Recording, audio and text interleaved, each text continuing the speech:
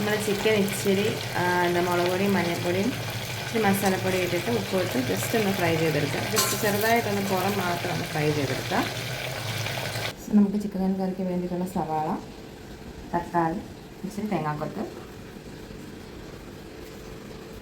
ഇഞ്ചിയും വെളുത്തുള്ളിയും പച്ചമുളകും കൂടി ചതച്ച പേസ്റ്റ് ജസ്റ്റ് ഒന്ന് ഉള്ളി വറുത്തെടുത്താൽ മതി. കുറേ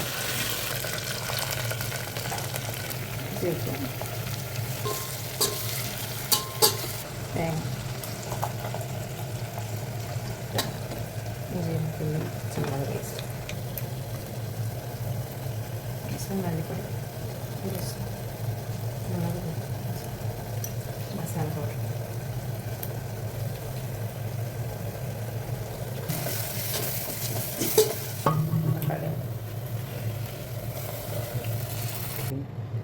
സോ ഞാൻ ചിക്കൻ ആഡ് ചെയ്തു. ഇച്ചിരി ചൂടുവെള്ളവും കൂടെ ആഡ് ചെയ്യണം. ഒരു വിസിലടിച്ച് കഴിയുമ്പോഴത്തേക്കും നമ്മുടെ ചിക്കൻ കറി റെഡി. സിമ്പിൾ ചിക്കൻ കറി റെഡി.